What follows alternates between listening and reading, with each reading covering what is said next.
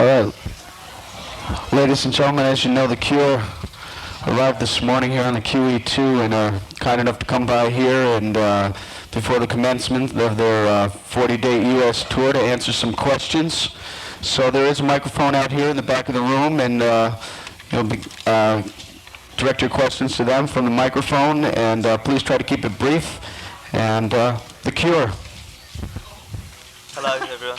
Hello. Yeah.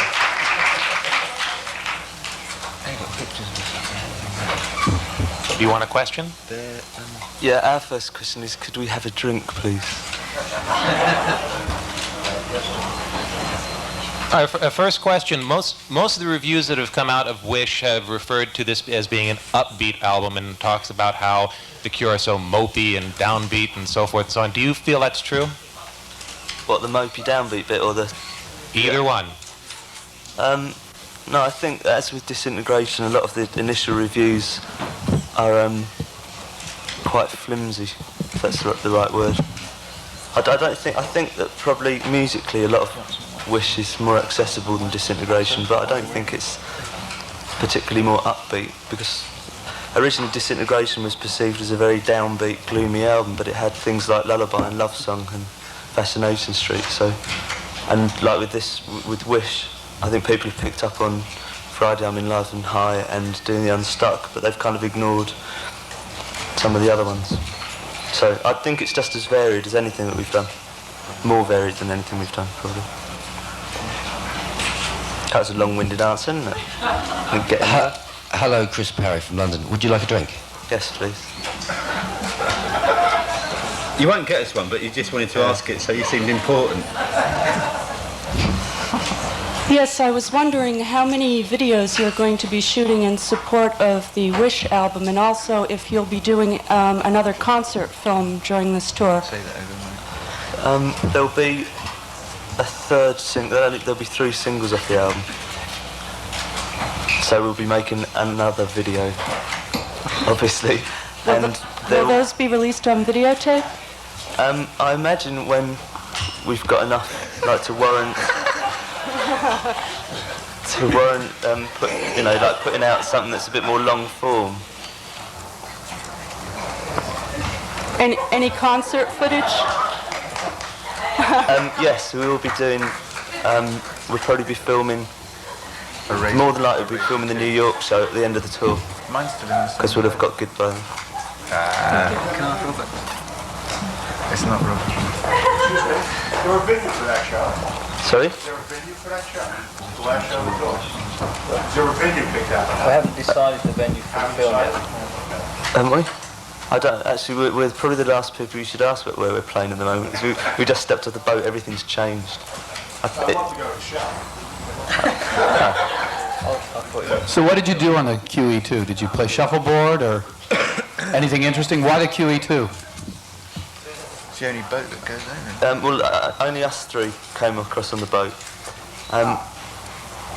Really, just because we prefer it. I mean, me and Simon particularly don't like flying, and just prefer it as a means of travel across the Atlantic as opposed to plane. And yes, we did play shuffleboard and putting and deck quoits. What was the food good? The food? Yeah, I don't know. I've never been on one of those things. I don't know. It's very posh, yeah. Did they have special seating for you, or? Yes, you have to sit in the same table every night. It's pretty fascist, actually, when you think about it. But no, it's good. They were very nice to us. They kind of tolerate us like idiots, basically. We sort of stuck out a bit. But I think the other passengers didn't really like us being on board, a lot of them, but I think the staff did. Did they know who you were? No. They did when they stuck our picture up in the photo booth thing. But it's all right, because we didn't know who we were either. Last time you guys were here, we were led to believe we wouldn't ever see you tour again. What has happened in the ensuing years to change that? Say that again? Last time you were over here, we thought we'd never see you again. What happened since? We haven't played yet, so you might... I didn't think that we would come back. I mean, when I was saying all that, I mean, it was me saying it. I really didn't think that we would come back to America and play. So I suppose it's about a process of erosion, really, that the demand's there and it's sort of like being chipped away. I think once we're here, we're like determined to enjoy it, but I think I've been reminded of all the good parts of the last American tour, and I've been forced into forgetting all the bad parts. I bet we don't play tomorrow night. Why? It's because you're difficult to crowd. This is for Paul. How's your arm? Yeah, it's good, thank you. You can play all right? Yeah. Okay. Back at the diner, I didn't quite hear who was opening for your shows. Cranes. Cranes? Yeah, they're a group from Portsmouth in England. I heard you just mention that you kind of forced back here because of demand. Are you happy to be back here? Yeah. Good to know. Well, I mean, this is kind of a difficult.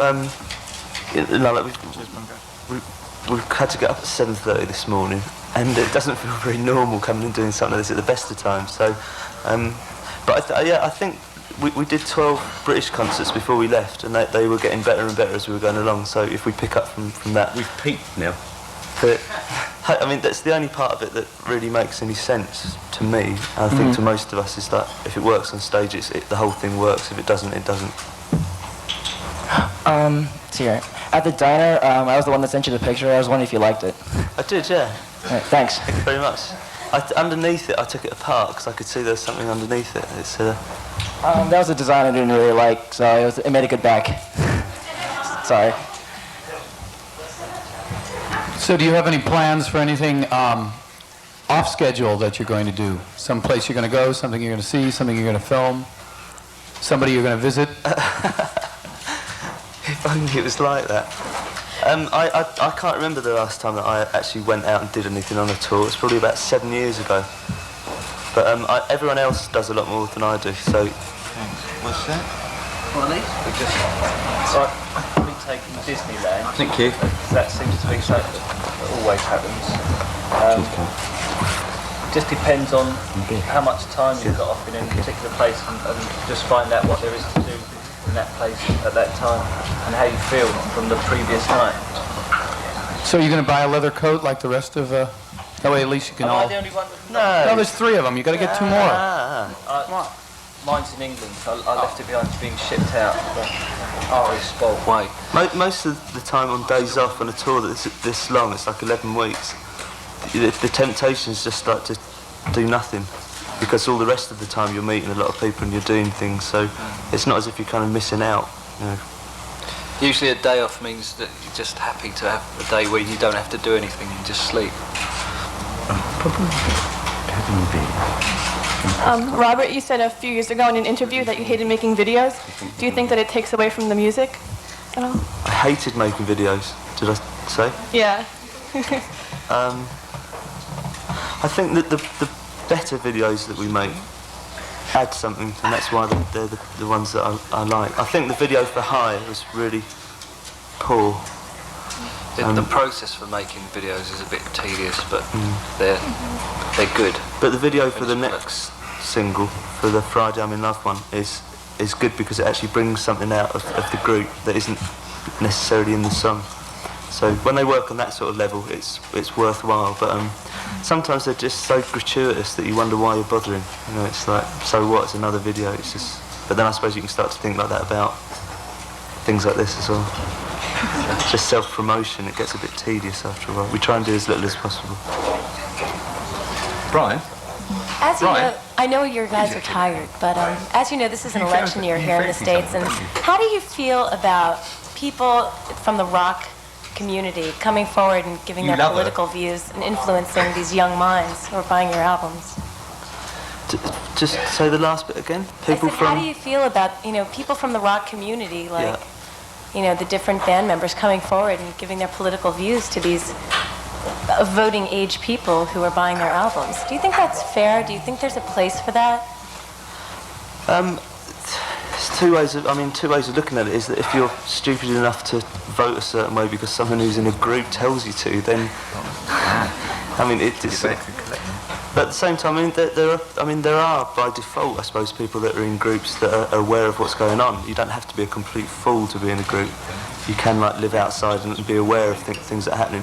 I don't think any of us have ever proffered anything but the most kind of general, sort of liberal views. I would never try and influence the way someone was voting. I have a great mistrust of all politicians anyway, much as I think everyone has. So, I don't know. I think it's a matter of personal judgment. But then you're bombarded by so much junk in the media anyway that I don't think that someone in the group saying something's really going to make that much difference. I don't know. Maybe there's like one or two like icons or role models that it really would make a difference, but there's very few. Well, do you feel the reporters are baiting them? Saying, well, what do you think? Or, do you think this way or that way? Yeah, when the elections were going on back home, if we're doing interviews, people will ask about what we think about the political situation, but except for in very general terms, you don't really want to get involved in it, because if you seriously had answers, you would get, we would get heavily involved, but we don't. We vote, and that's about it, really, I suppose. I have two questions. First one is, on this tour, will you be doing any cover tunes, specifically from the 60s? Why are you interested to know that? Well, actually, the person I was sitting with asked me that, but I'm curious as well. Just, out of curiosity, basically. Well, in the past when we've done them, they're just things that we play in the sound check, so that we don't overdo the songs that we're going to play in the set. So I suppose they're never really that planned. Someone will just start playing it and we'll all join in if we think, oh, we know this one. I might have had one beer too many and say, let's try it on stage. Oh, okay. But there's no plans to. At the moment we've got so much stuff of our own to play that it would seem a bit stupid to start playing cover versions. Really. A lot of the old songs seem like cover versions anyway now. It's like a different lineup, and it's... Right. Second question is, I know it probably is a little early to ask, but do you see yourself, this is for all of you guys, as the band 5 years from now, or is it just not really in your realm to think that far ahead right now? What do you see yourselves doing in 5 years from now? I don't think any of us look that far ahead. 10 years ago, I don't think we would have thought we'd be sitting in New York now, feeling weird. But it's like whenever anything stops, it could stop for good or it might not. So we'd never look ahead. If we've got something to do, the only reason why we do it is because we enjoy it. It's like Robert said earlier that at the end of the last American tour, he didn't think he would ever be coming back here again, because that's how he felt at the time. And perhaps when this has ended, he'll say the same. So I will definitely. I'm saying it now. The farewell tour again. Yeah. I think, but obviously, at some point, there is going to be something that is going to be the last thing that we've done, because there won't be anything to follow it. But I don't really think it'll be a dramatic sort of, this is the end, It'll just be that we'll have a layoff that will last indefinitely. Actually, I was going to ask you a question on that same kind of subject. Now, it's been a few years. What can your fans kind of expect from this tour? This is a general overview. Well, there's nothing like dramatically different. It's the same bloke that's designed the stage show and the lights in conjunction with us that did it for the prayer tour, disintegration tour. We've got a different sound band. And there's like obviously different songs. We'll be playing at least the 12 new songs off the album, maybe some new B-sides and stuff, and probably trying to play some different old songs from the back catalogue that we haven't played here before. So we try and, the differences that will be there musically, I don't think we're not going to do it. I haven't been taking like tap lessons or anything. There's not going to be any, it's not going to be a spectacular, it is, but it's not, there's not going to be fireworks or Lurex or anything like that. I just wanted to ask about... we all arrive on stage on Harley Davidsons. I just wanted to ask about what any of the members felt about the purpose of your art. Like, to me, I really enjoy the way you express feelings about whether it be relationships or whatever, but not only the lyrics, but the way it's played really works for me. In other words, your art really does work for me. I wanted to know what you thought about some of the purposes, personal or artistic or anything, your goals or... things that you enjoy doing about art? I think that there's a myriad of levels that the group works on, but like from the point of view of actually creating songs, the music comes just as something that we enjoy doing. I mean, we would play, if the Cure stopped, we wouldn't stop playing music, because we've all been playing music since before the Cure started. I think that as the group was like as a vehicle for expression, I suppose a lot of it's down to me and what I write lyrically. And I don't know, the difficult thing is that through the years I've become aware that if I'm writing something, I'm now writing it for public consumption and public dissection. And sometimes it sort of worries me that I might be like contriving situations, or whereas it used to be much purer. I just felt it was much more spontaneous. But I think that's probably why the gaps between records are getting so long, because a lot of it's dependent on being motivated to do it. I mean, to have like a genuine feeling that you want to do something, you want to communicate to people, not just like let's bang out another record because it's time. So I don't know.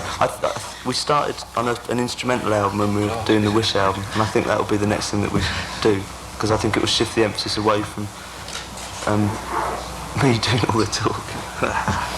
And I just wanted to ask you, Mr. Smith, why can't I be you? I don't know. You wouldn't want to be, I don't think, at the moment. Obviously, anyone who listens to the radio hears like dozens of love songs every day. I don't think I've ever heard a song which it's asked, please stop loving me. So I'm kind of curious what prompted End. It's a mixture of, I suppose that the kind of thing that when we got off the boat and we walked into the cafe and stuff this morning, we see it from two obviously different perspectives. One is that people are genuinely excited that we're there, which is very hard to come to terms with, because you start thinking, we're just sitting there and people are being excited. It's weird. But our own perspective is, we're doing it because it's part of what we're over here to do. But that has gone into making me very aware of people building us up into something. I mean, sitting here and just doing all this, I think I'm even more acutely aware of how absurd some of it's becoming. And that's coupled also with the fact that I sometimes find myself believing a lot of it, and it's like the person in the song that I'm writing about is actually me a lot of that song. It's that I can just keep manufacturing, and I'm actually keep responsible for a lot of the things that irritate me. It's funny, it's a paradox really, but it's also, I thought I had those words written, actually on the last American tour, so they're quite old. So it's a feeling that I haven't had for a long time, but I got an inkling of it back this morning, so. And it's been driven home with every flesh. Hi, I'd hate to bring the topic back to your videos, but I'm a little bit curious about your working relationship with Tim Pope. I know that he's been directing for you throughout your career, and I'm curious if you're going to continue working with him. I think we'll more than likely do the next video with him. Because he was joking around that he himself thought High wasn't as good of a video. He thought it was what, sorry? He himself admitted that High wasn't as good of a video as he would have liked. I'm curious about how you guys worked together and coming up with the concept. I think the problem with High was that we tried to make it too clever.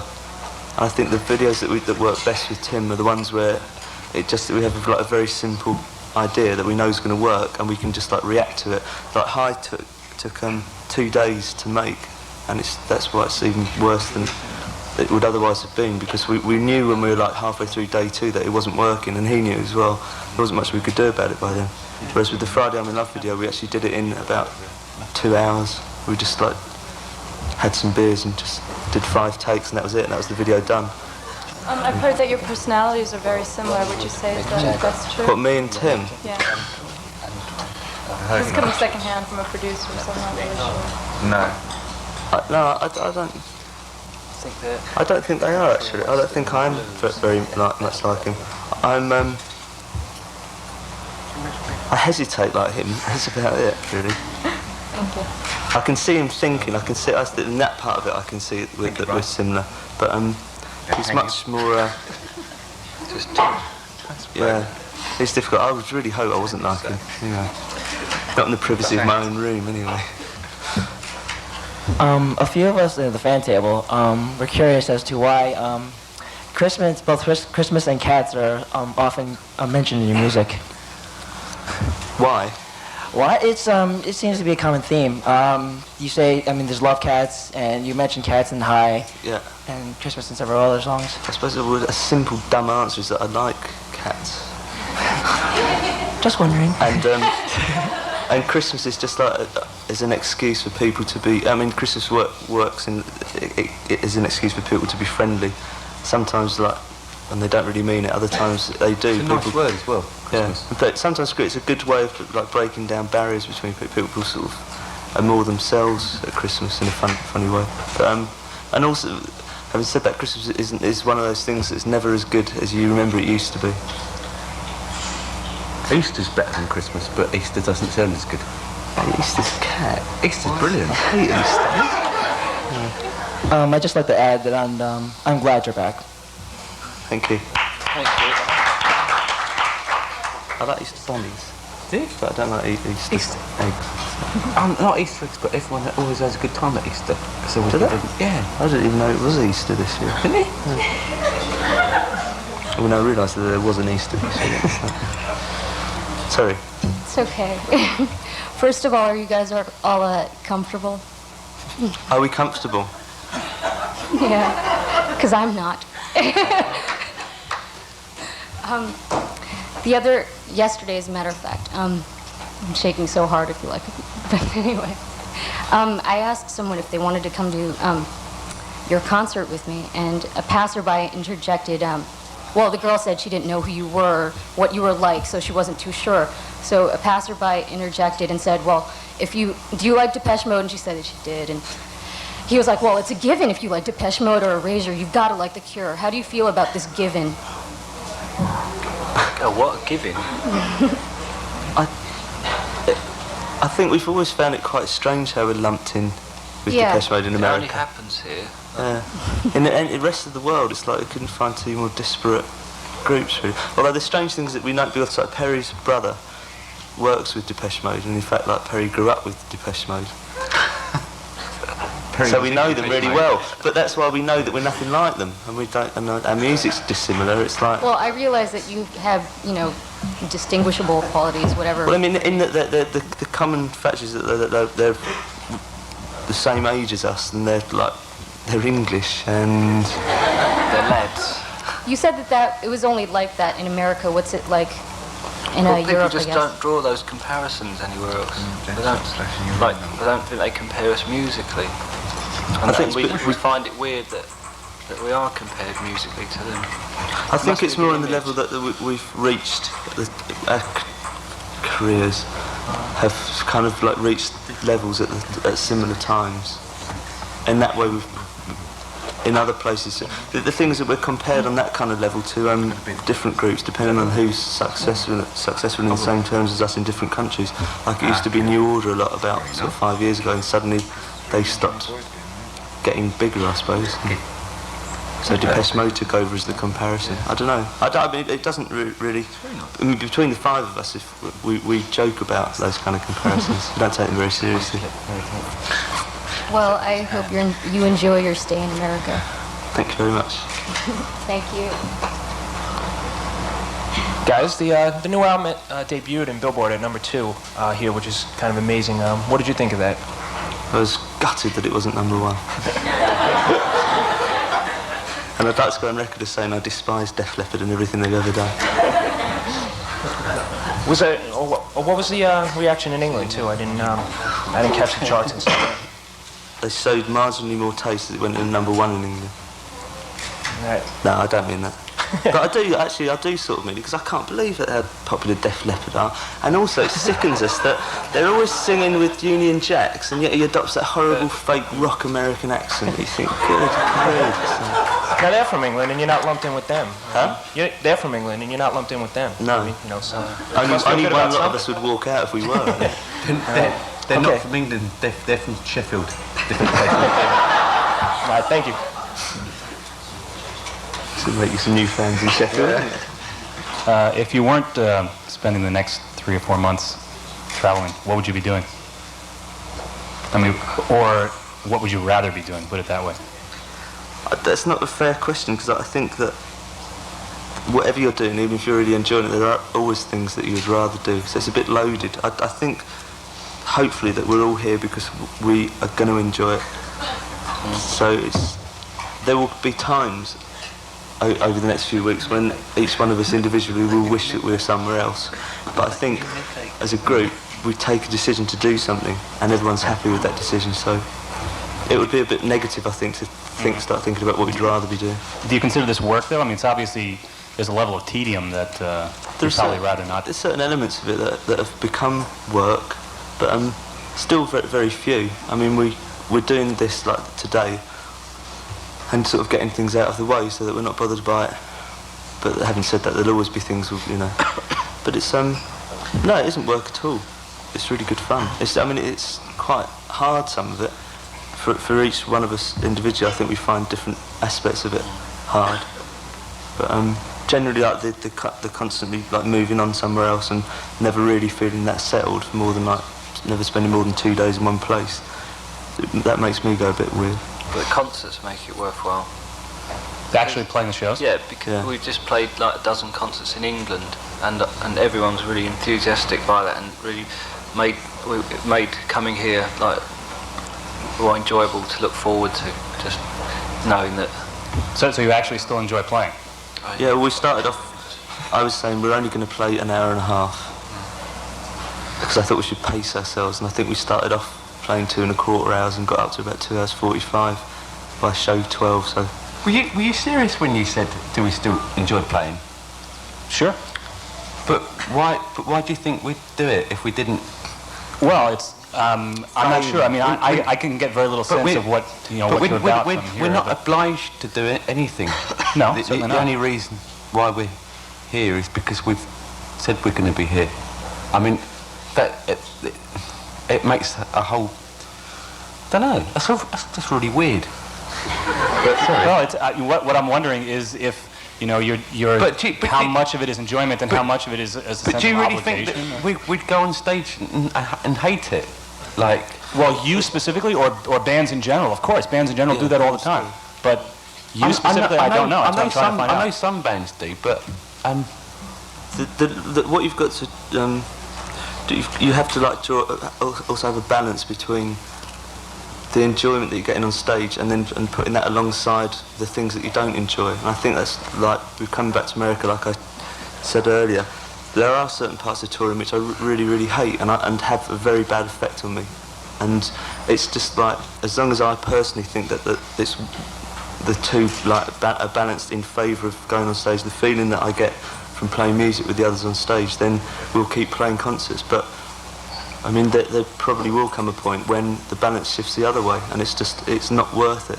But at the moment, for the 3 hours you're on stage, you forget everything else, and that's why it's such a brilliant feeling, because no one can like impinge on that. It's just like one of the best feelings in the world. So. But I do know. I mean, people obviously do it for other reasons. I mean, I've heard a lot of people do it for other reasons, don't they? Well, most people are in groups to do this bit, aren't they? Not to play the fucking music. To earn lots of money. What was that? Well, I mean, for an awful lot of people, like the side of it that we actually don't find we're not very comfortable with, which is like this part. I think everyone in the group must like playing, else they wouldn't do it.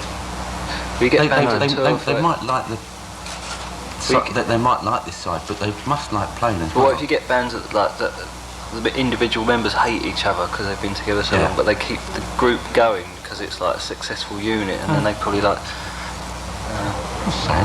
Do you really not understand how it's possible that bands find themselves, touring long after they really want to, or they're much more comfortable turning out an album in the studio once every year or two, and then feel sort of obligated by economic pressures or record company pressures? Or yes, I can accept that. I think obviously a lot of people are motivated by greed, but then we don't.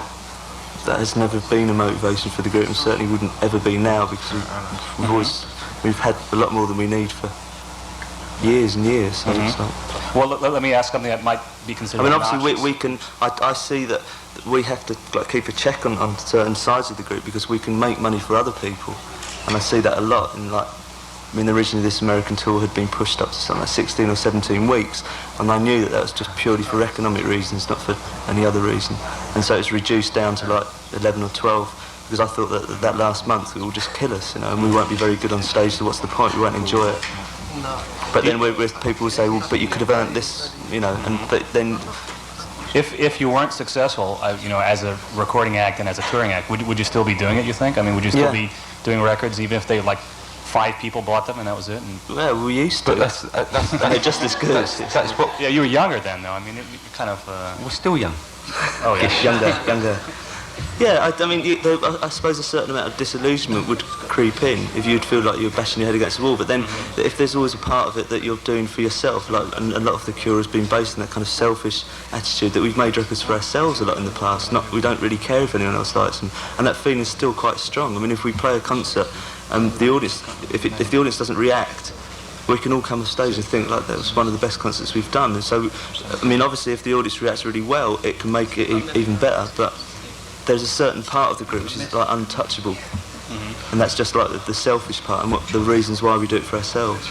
Well, there's an overriding thing, I think, that what a lot of bands do when they have a new album, that they tend to say, well, the last album was crap, but this one is the one, which I can understand that, like, because we're really pleased with this album, but at the same time, it doesn't make anything that we've done in the past redundant or anything like that. I mean, like, I still think that Faith is really, really good. So, I don't know, I'm lost now. I also wanted to say that the show you did about 12 years ago at Hraba was like one of the best shows I've ever seen in my life, and I still remember it really fondly. The what one? It was at Hraba Club in New York. This was like 1981 or so, maybe 80, something like that. Yeah, it's a really fucking great show. Yeah, had like really tasteful pink decor, didn't it, and fluorescent, like, quite similar to this actually. How comes your verses as loud when it's come from the mic? Speaking of older records, one of my favorite things you guys have ever done is the Carnage Visors soundtrack, and I was wondering, now that you've reached such a massive, you know, sales level, if that might ever come out here in America or on compact disc. I was really surprised that it didn't, when they brought out the back catalogue and compact disc. I couldn't understand why they hadn't put it on anyway with Faith. So, yeah, I suppose it could. I would think it would be very difficult to track down the master tape of that. Not that there's any slur on Fiction's filing process at all, but I think it was stored next to a washing machine somewhere in London in 1980 and doesn't exist anymore. You had mentioned that your next album might be more of an instrumental, and I was wondering if you've gotten to the point where you could say whether that's going to sound like the Cure stuff without the words, or is it going to be quite a departure from there? Well, when we started doing it, we finished 4 songs. So they're sort of like just like pieces. But what was tending to happen was that we were treating them as backing tracks, and that isn't really the way I think it would work. I think we should like go into a studio and approach it as a completely like different way of songwriting, different way of like making process would have to be approached differently, I think. Because there's still like a tendency to think in terms of songs. They were trying to do the 2 albums side by side. I think that was probably why they were coming out sort of similar. The supposed instrumentals and the backing tracks.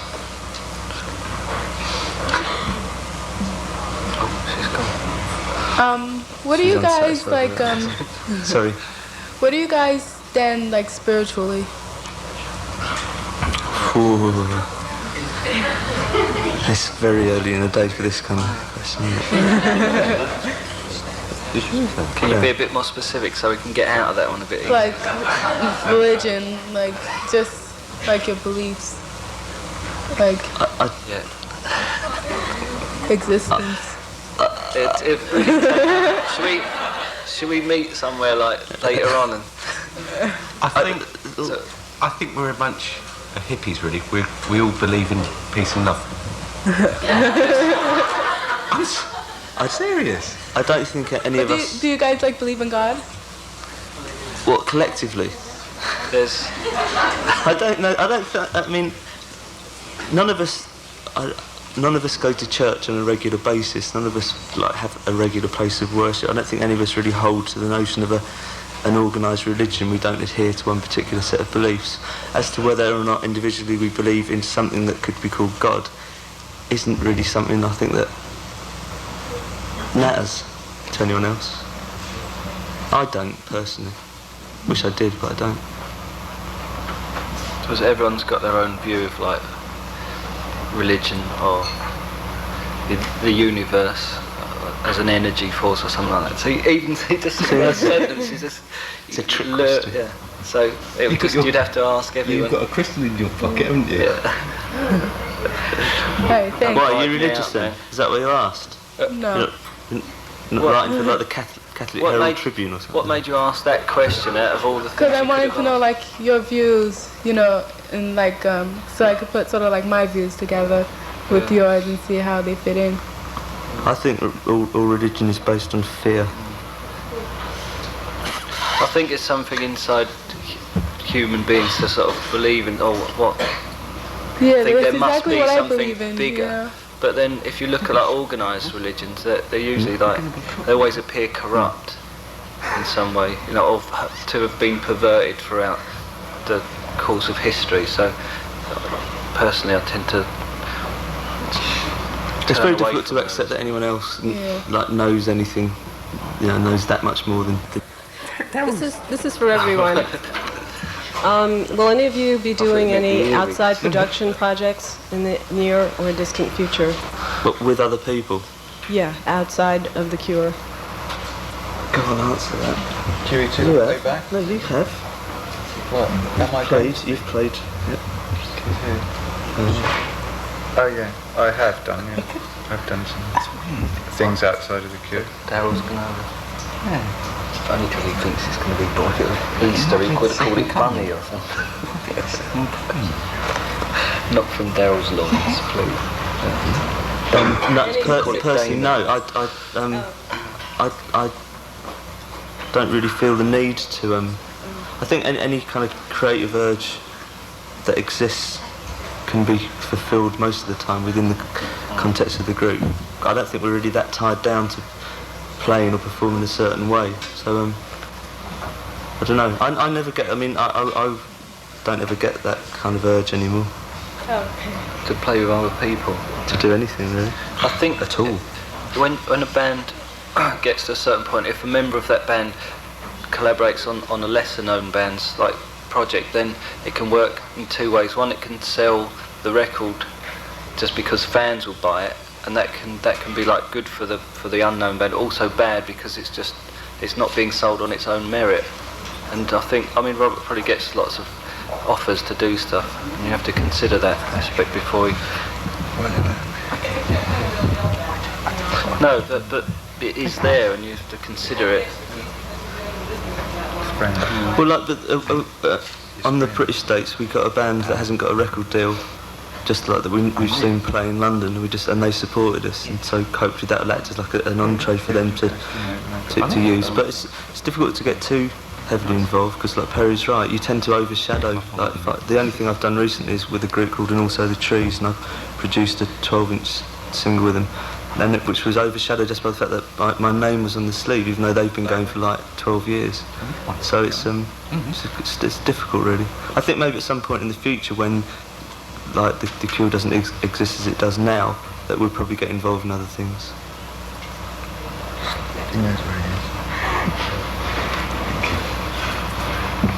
Now for something completely different. I don't have a question, but I would like to thank you all. A funny thing happened to me on the boat. We actually saw you on the boat, I think. You were doing in the X. You won the talent competition. You saw me on TV? No. Did we? Have you is been it on TV? It's difficult to see from this. MTV. Anyway, I want to thank you for your music. I think you far surpass any other band, and I can't compare you to anyone else. So thank all of you. And Robert, can I give you these flowers? Can you give me the flowers? Yeah, of course, yeah. Okay. Thank you very much.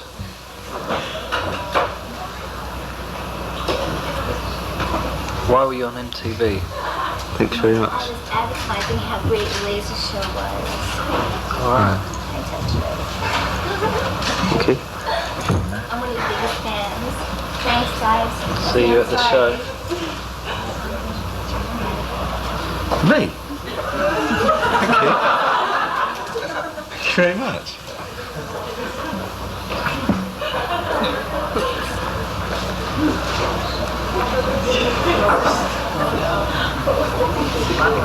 Oh, it's flowers time. Oh, thank you very much. Thank you.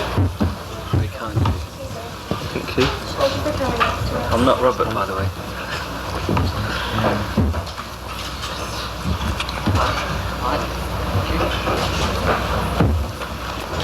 Why doesn't Boris get any flowers? Yeah, where am I?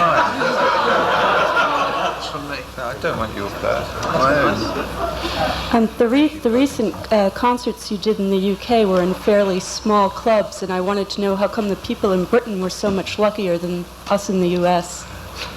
Well, because if we came all this way and only played small clubs, there'd be an awful lot of unhappy people there, wouldn't there? Because we'd have to stay here for about 3 years. In England were quite unhappy that that's always two-sided, that the people that got in really liked it, but there were an awful lot of people outside that didn't like the idea and were saying, why couldn't you have played somewhere a bit bigger so I could have got in? And it leads to ticket forgeries and things like that. And also inflated ticket prices outside and stuff. So Thank you. that's why. Well versed on that one. Yeah. Pat answered that one. I was just wondering if any one of you liked the works of Morrissey at all.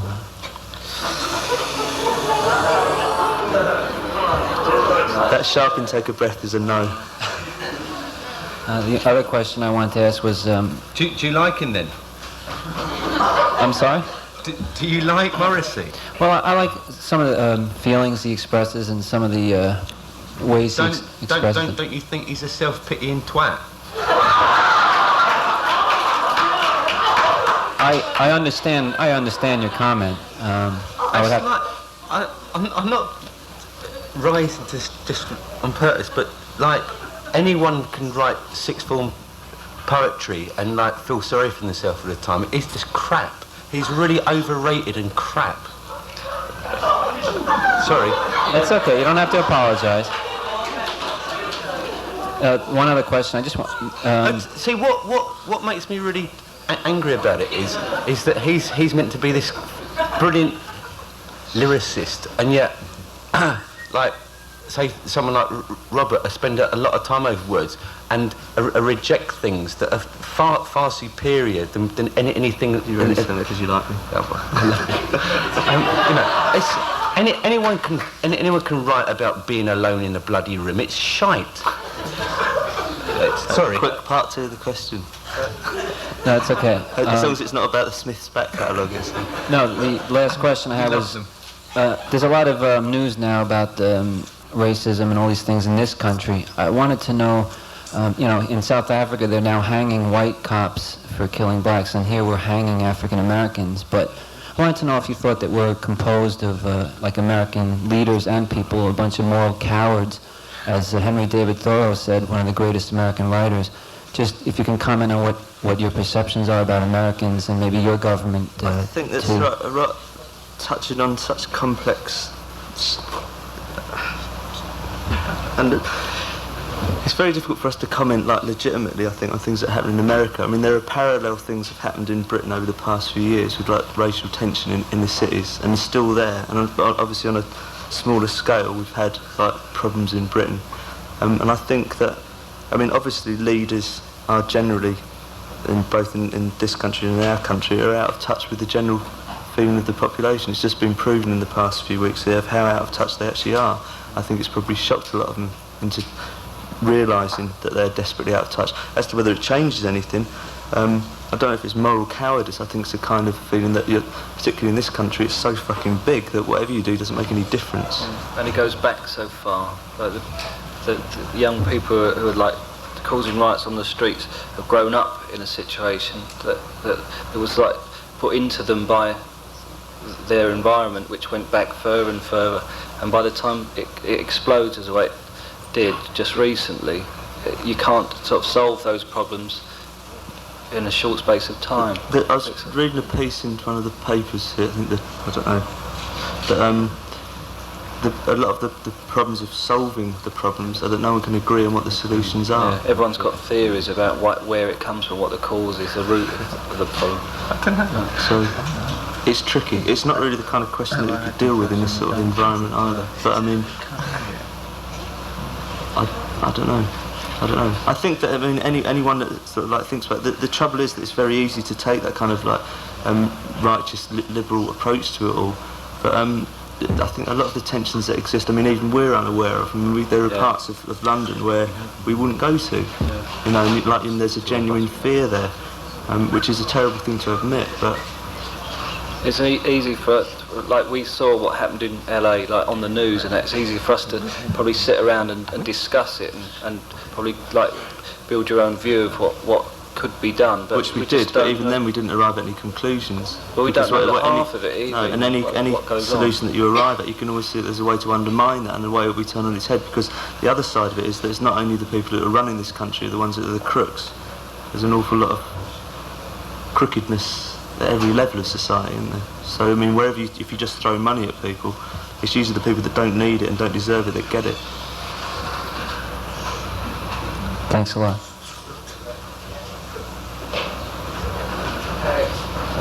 Thank you very much. It's ended on that.